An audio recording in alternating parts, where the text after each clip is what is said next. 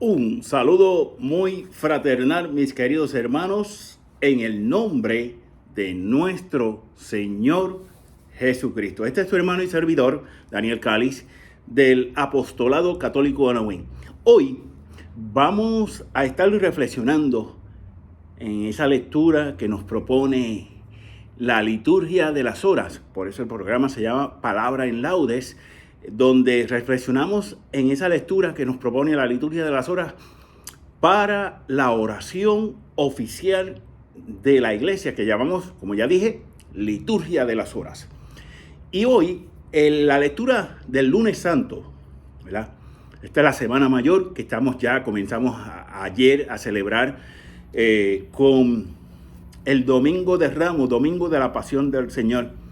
Ayer reflexionábamos en el Evangelio de que se proclama para la bendición y la procesión de los ramos, mis queridos hermanos, ¿verdad? Y lo voy a poner ahí, primero Dios, lo voy a poner también ahí para que lo puedan visualizar y ver y reflexionar con él.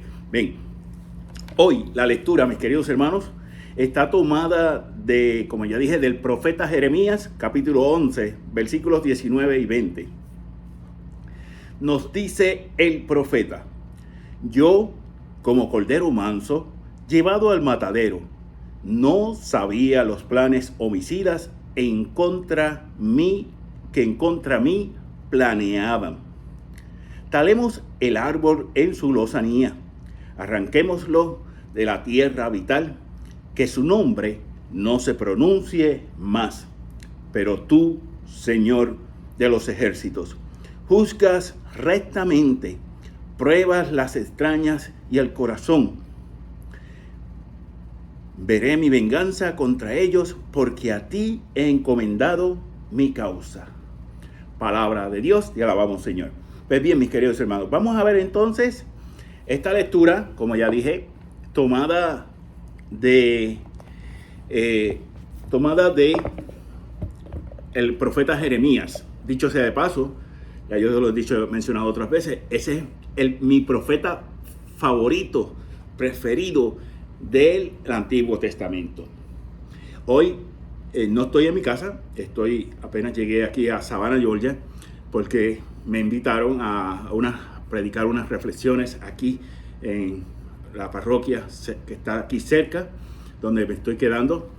Y pues vamos a estar aquí colaborando con los hermanos de Savannah, Georgia, primeramente Dios, durante esta semana.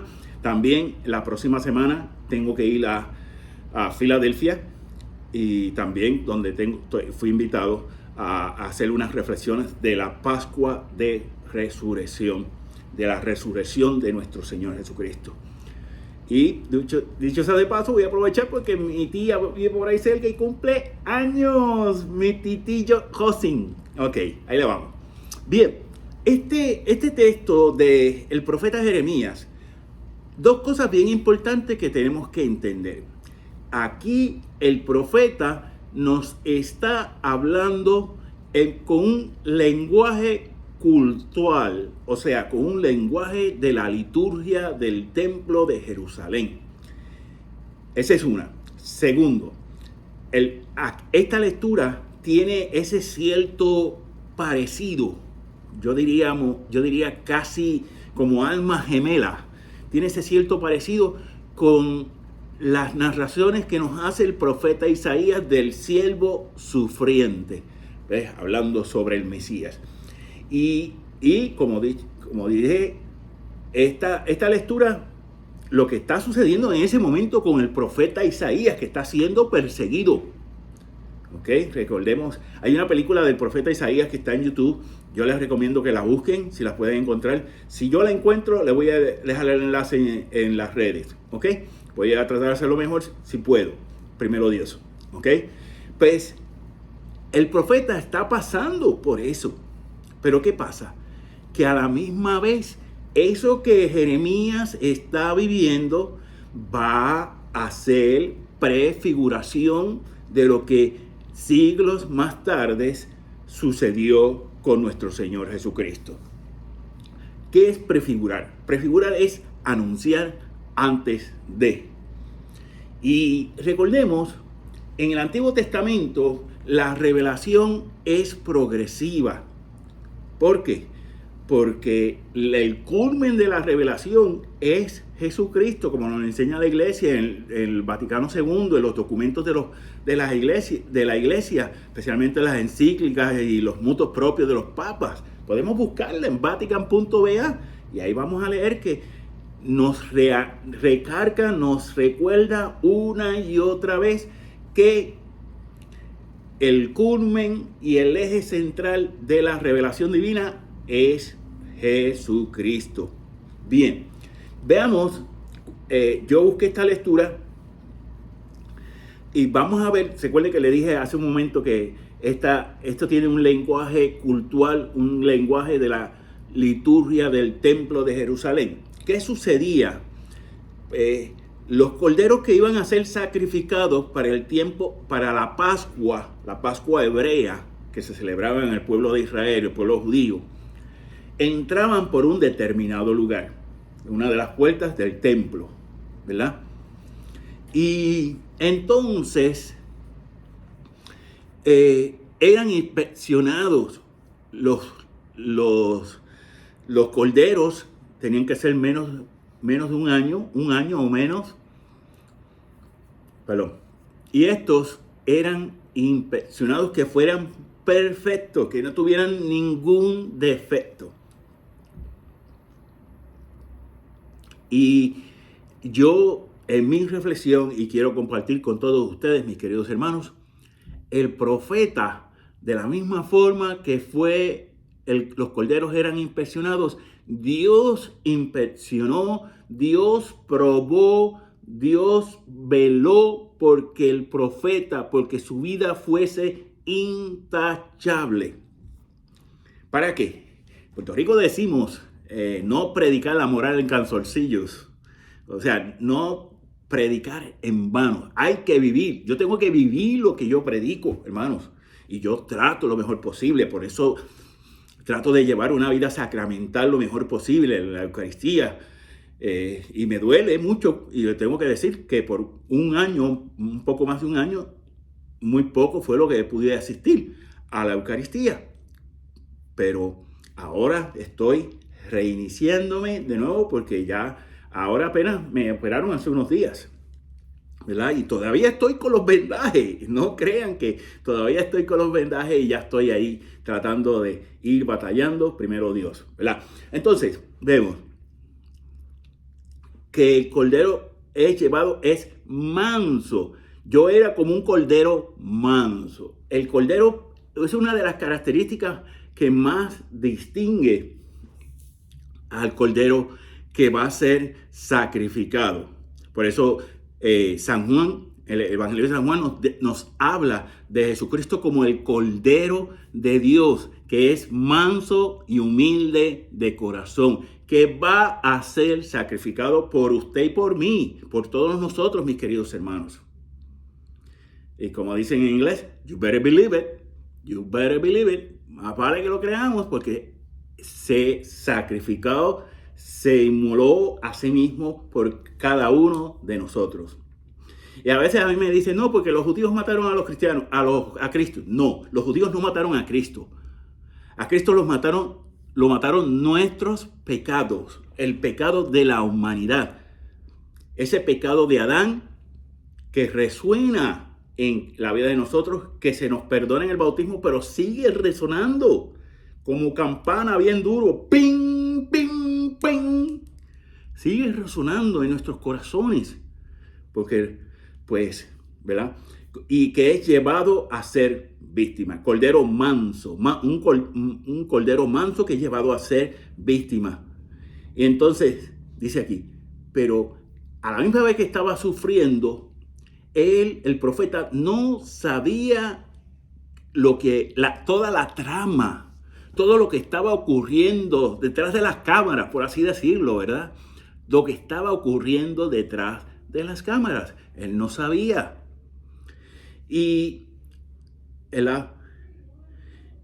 pongamos la leña, su pan, cortémosla de la tierra, cortémoslos de la tierra, saquémoslo, arranquémoslo de la tierra de los vivientes. O sea, en otras palabras, en ese lenguaje, como ya dije, cultural, litúrgico del Antiguo Testamento, que se da en el profeta Jeremías. Recordemos que Jeremías fue sacerdote del templo de Israel, el templo de Jerusalén. Jeremías era un sacerdote, además de ser profeta, porque el Señor desde niño lo llamó, ¿verdad? Como nos llama a usted y a mí, mis queridos hermanos, desde nuestro bautismo. Entonces, la trama que hay, ¿cuántas veces hay maquinando? El mal se maquina, la máquina patinaba y patina y patina, pero a veces cuando menos los esperamos, ahí nos cae encima, ¿verdad? Entonces, tenemos que estar bien conscientes, ¿verdad? Pero entonces, aquí viene ya entra la fe, la esperanza con el amor. Pero tú, Señor de los ejércitos, pero tú, Dios Sabaoth, Elohim Sabaoth, el Dios de los ejércitos. ¿Por qué se compara con ese Dios de los ejércitos? Porque en el pueblo de Israel, en las antiguas culturas, todo, literalmente el pueblo, el centro eran los ejércitos para dominar, para poder llevar una vida más placentera quizás, para llevar una vida con a veces un poco de seguridad, ¿verdad? El Señor de los ejércitos se le compara ahí como un caudillo, como fue Moisés, como fue el Señor de los ejércitos, ¿verdad? Que viene con justicia y prueba las entrañas, nos prueba desde nuestro más... de hecho, el texto hebreo, la palabra que se utiliza en hebreo, significa riñones. ¿Qué hace el riñón? ¿Verdad? El riñón es algo súper esencial para el cuerpo, ¿verdad? Porque nos prueba desde lo más íntimo. Eso es lo que quiere significar, que nos prueba, que el Señor nos ¿verdad? Desde lo más íntimo, de las entrañas y el corazón. Entonces, dice, la venganza. Aquí venganza, esto es bien importante. Cuando en el Antiguo Testamento se habla de venganza, no se habla de una venganza maquiavélica, por así decirlo. No se habla de una venganza maléfica, sino que el Señor nos va a proveer de la justicia y por tanto de la paz. Esa venganza, esa expresión, déjame ver tu venganza sobre ellos.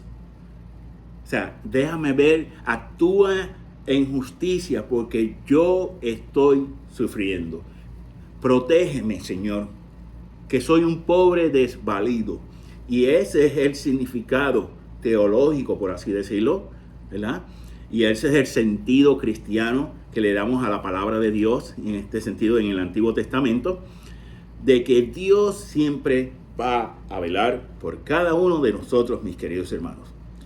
Como ya dije, recapitulando, este lenguaje es un lenguaje cultural, lenguaje del templo de Jerusalén. Jeremías fue un sacerdote y sabía y conocía del lenguaje del templo de Israel, que se realizaba en hebreo. Recordemos que entonces el hebreo